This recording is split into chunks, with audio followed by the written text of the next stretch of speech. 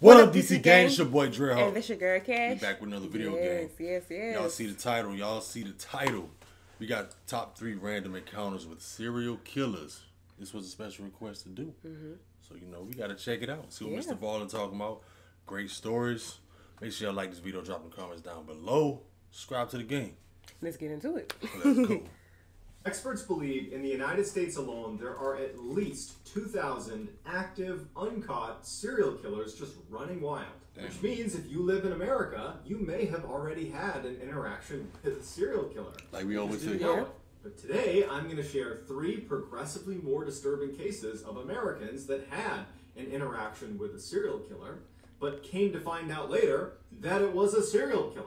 But before we get into those stories, if you're a fan of the strange, dark, and mysterious delivered in story format, then you've come to the right place, because that's all I do, and I upload 3, 4, even 5 times every week. So if that's of interest to you, then please schedule the like button for a fight with Paul on the day before Thanksgiving in Quincy, Massachusetts. Also, please subscribe to my channel and turn on all notifications so you don't miss any of my weekly uploads. All right, let's get into today's stories.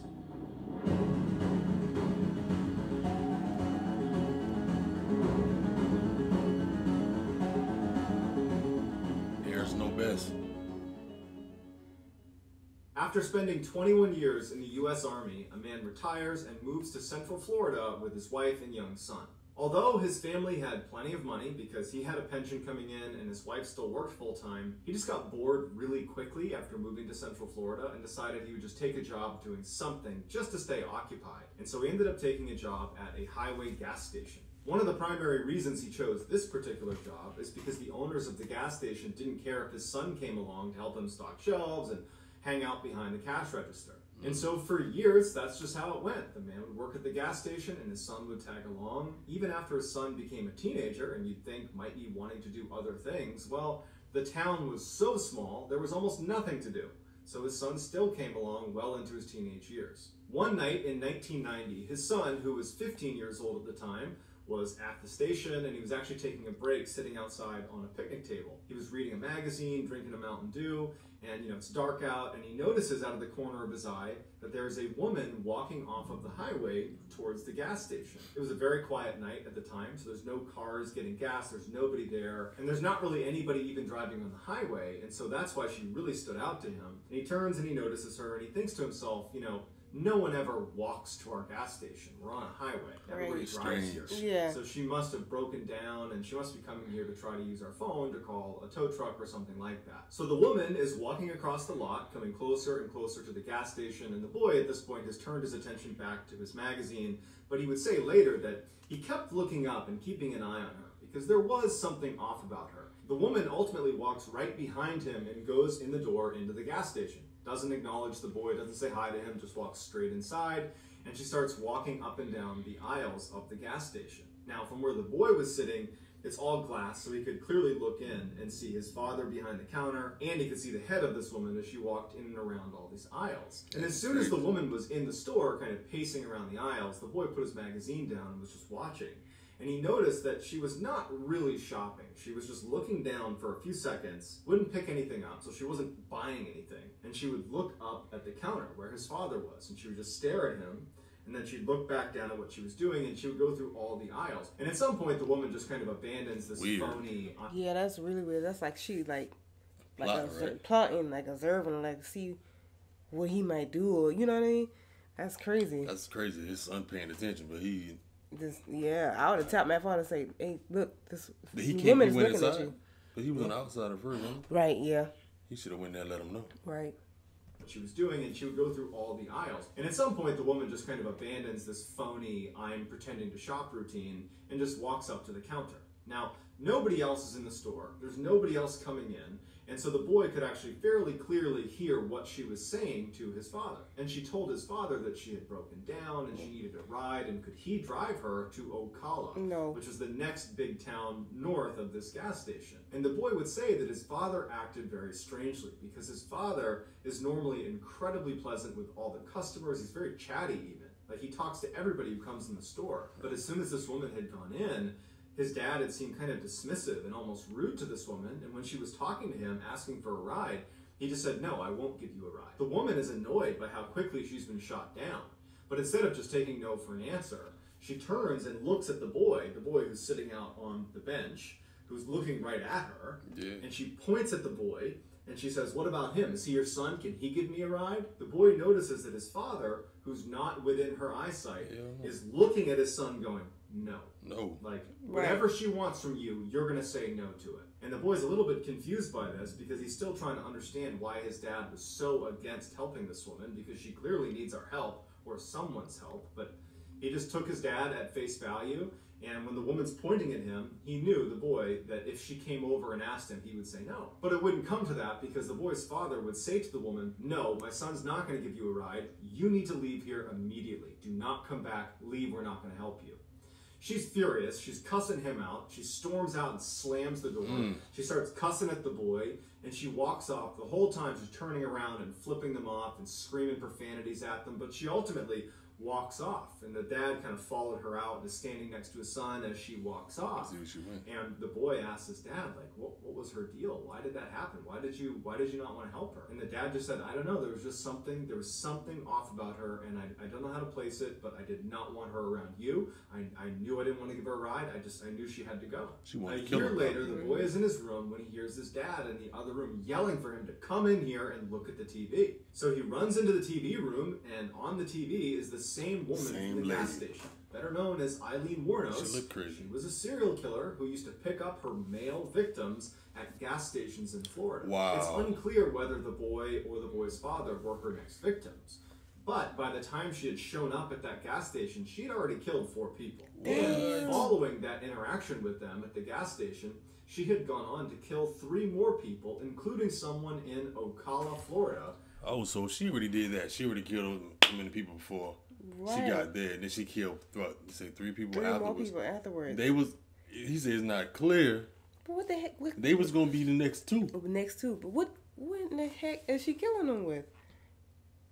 What's the murder weapon? I mean, she's a female. But I wouldn't underestimate females, too. You never know. And she killing males at that. Like, you know, they get more dominant, they more stronger. So it's like, is she has somebody that was helping her, or was she luring them in like into some type of? You just right. That's crazy. But they are really, really lucky. Hell yeah. Yeah. That was his intuition. His intuition kicked in and picked up her energy and was like, no. And then she was already acting strange when she come in, looking around, act like you wasn't even buying nothing. So it was the next 2. Right. Yeah. It was the next. It was the town she had asked them to give her a ride to. Eileen had been caught, that's why she was on TV, and she was later sentenced to death. In the late 1970s, a medical student going to school in Chicago had just gotten out of class and decided he didn't want to pay for a taxi, so he decided he would hitchhike his way home. Now, this was something he routinely did, and at the time was socially acceptable. So he goes down to the road and he puts his thumb out, and eventually a car pulls up, and he would describe the man that is pulling up as looking normal and even friendly and lighthearted. It's a middle-aged guy, and he tells the student, hey, come on in, hop inside, I'll give you a ride. The student did not feel threatened by this guy and felt like overall this was safe, and so he hops in the passenger seat. He tells this man where he wants to go. He says, okay, and they start driving off. So as they're driving, it's silent in the car. They're not making chit-chat. They're just driving along. And the student notices that the man misses the turn to go where he needs to go. On purpose, the student turns to the man and says, hey, you missed the turn. Do you mind turning around and going back this way? Or, if you want, you can just drop me off here, and I'm happy to walk. We're not that far away. The man, who had seemed really nice and lighthearted, suddenly had this really intense demeanor come over him. And he turns and looks at the student and goes, oh no, you're coming with me. The student is frozen in fear. He doesn't know what to do, but he knows immediately that this is not an idle threat. I don't know who he is, I don't know what's going to happen, but it's going to be bad for me. I have to get out. And so as soon as the car began to slow down even a little bit, I mean, they're still driving, they're not stopped. The student unlocks the door, opens the car, and jumps out of the moving car, smashes into the ground, rolls against the side of the curb, but is ultimately unhurt. He's banged up from jumping out of a moving car, but he was able to stand up and run back to his house. He didn't call the police because he really didn't know what to tell them. Right. Because he didn't have a great description of the guy, he didn't have his license plate, and the guy didn't do anything totally aggressive. It was more of a threat, but an ambiguous threat at best. It wasn't really clear what he wanted to do with him. It definitely did not seem good, but it just wasn't enough for him to call the police. And so the student just feels lucky that he got out of there and moves on with his life. A couple of years go by. The student at this point has basically forgotten about this encounter with this stranger. And he's sitting in a cafe, he's drinking some coffee, and there's a TV on behind him. He wasn't paying attention to it, but the reporter on the TV said something that immediately piqued his interest. The reporter was talking about a guy that was currently on death row that apparently had removed all of the inside car door handles inside of his car after his first would-be victim, a college student, had apparently escaped by opening a car door while he was moving. The student runs over to the TV and sees on the screen there is an image of the guy they're talking about, this guy on death row, and it's the same guy who gave him a ride 2 years earlier. His name was John Wayne Gacy, aka the Killer Clown. He had killed over 30 men and boys in Chicago, and then after killing them in his clown room, he would stuff them into a secret crawl space in his basement. And although we can't be certain, it seems extremely likely that this med student was supposed to be the first victim of John Wayne Gacy, but he leapt out of the car, forcing John Wayne Gacy to change his strategy and make sure the next person was not able to do that. Damn. Ooh, he was lucky. In the 1970s, a young woman and young man were on their very first date together, and it wasn't going very well. It wasn't going badly, it was just really, really awkward. They just were not meshing at all. And so as they're getting ready to leave and retire for the night, the guy is thinking to himself, I have nothing to lose here. We're probably not going to go on a second date. And he says to the woman, hey, do you want to not go home right now and actually come on a hike with me? And he goes, I know this sounds like a terrible idea, but hear me out. I go mountain climbing in this area called Provo Canyon. It's not that far from here. There are these beautiful trails that lead up the side of the canyon to these amazing scenic overlooks. And tonight, it's a new moon, so there's great visibility, and I just think that you might enjoy it. And so at first, the woman is obviously a little bit hesitant, but when he says, look, I go hiking there at night all the time. I love it out there, and I promise if there's any weirdness, if you don't like being there, we'll just turn around and leave. It's totally safe. And so after a little bit of coaxing, she finally says, okay, you know what? That sounds fun. Let's go do it. Damn. And so their date that had been really awkward suddenly became really exciting, and the two of them were kind of like thrilled, like, wow, look at us, making their way up for a nighttime hike through Provo Canyon. And so they arrive at the mouth of this canyon, and they're both obviously excited, and they hop out and they start walking up this trail that brings them into a heavily forested section of the canyon. Now, to this point, the guy felt like this was a really great idea.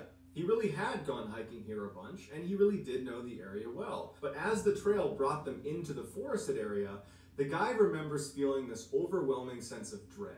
He didn't know why, it was just like an overwhelming sense of anxiety that something bad was going to happen to them. But he had worked so hard to convince his date to come with him, and had convinced her it was safe, that he's not about to let on to her that there was anything wrong with what they were doing. And so he put on, his strong face and just kind of suppressed it and just kept on walking and, holding her hand tight, and they just continued their walk. But his sense of dread would just build and build to the point where he was really on edge. And what he didn't know, but would find out later, is that his date, the woman, she also had this horrible sense of dread as soon as they went into the forest. But she didn't want to tell him because she didn't want to seem like a party pooper, because he seemed really excited about it. At some point, as they're walking down this path, the man steps on something that felt soft. He didn't know what it was, but it caused him to freeze immediately. And he's holding her hand. He kind of jerks her to get her to stop. And before he can even look down and see what he's standing on, he hears rustling coming from the bushes just off the trail. She hears it too, and both of them, without saying a word to each other, because again, you got to remember, they're both really stressed. They haven't led on to the other how stressed they are, but they're both basically ready to leave. And so the two of them turn around and they hightail it out of there. He has no idea what he stepped on. They don't know what they heard in the bushes, but they don't care. The anxiety was so high, they just wanted to leave. Years later, that man and woman who had this very strange date would actually be married. And they'd be sitting down watching TV together, and they're flipping through the channels, and they land on an interview with a death row inmate. And the interviewer is asking the inmate, was there ever a time that you were almost caught red-handed? And the guy being interviewed says, yes, one time. I was in the forest up in Provo Canyon one night, and a young couple came walking up the trail. I didn't see them, so I only had a chance to jump into the bushes right next to the trail, and the guy actually stepped on the body of a girl I had just killed. But for some reason, he didn't look down and see what he was standing on, and the two of them didn't notice me just a few feet away from them. They just turned around and walked away. Turns out that young couple had run into one of the worst serial killers of all time, Ted Bundy. Before Bundy was executed, he confessed to over 30 murders. But many people believe the true number of victims is much, much, much higher. So that's going to do it, guys. Whoa. Let me know what you thought of these 3 stories in the comments section. And let me know how you would respond if it turned out you had actually interacted with a serial killer. Not only will I respond to all the early commenters, I will also pin the best comment at the top of the comment section. If you enjoyed today's story and you haven't done... That was crazy. That was, especially the last one. They, like, was near Ted Bundy. That man was a serial killer. Like, see, that's why they always say listen to your intuition, because your intuition never leaves you wrong. There's something in your heart or something in your spirit telling you this is not a good situation that you're in right now. Yeah. Just go ahead and turn around or don't do it. I know we would have turned around. We would have turned around. We would have felt that. He was like, I just don't feel right. But good thing they did when he stepped on that body. He didn't know it was a body. Him and his girlfriend were like, well, let's go. And then he was right in the bushes looking at them like. It probably nothing they could have did anyway. He probably would have took them out. He probably would have took them out. If it would have came down to it. Right. If it would have came down. Yeah. Wow. But all 3 of those stories was crazy. Oh, yeah. But the lady. And what was the first? The gas station lady. The serial killer. Yeah. And then the man who wanted his first victim to be that student inside the car. Then he happened to jump out. I would have took that leap too. I would have took that leap too. So yeah, especially if somebody turned didn't know this is not my turn. It was like, okay, what's going on? Like, what are you doing right now? And he said he passed his turn. Yeah, and he said, you coming with me? Oh no, I'm not coming with you. I'm gonna jump out too. That next one. Yeah. He took the door handles off. He took the door handles off. So I'm sure the other person knew what was about to happen. Yeah, once they got in that car and they look at the door handles, like, what did I get myself into? But like I said, you never know who you coming across nowadays. And who you around. Like, you who walking by people every day, going in stores and places. You walking by these people every day. Y'all got to be careful, man. You be the most friendliest person ever. Like, hey, how are you? Yeah. And, with all that acting, they got some evil, sinister, deep, dark stories, or they did something that they got all in their closet. You just never know. For real. It's crazy. Y'all just be careful out here, man, and watch your surroundings at all times. Yes. Never get too comfortable and think you safe.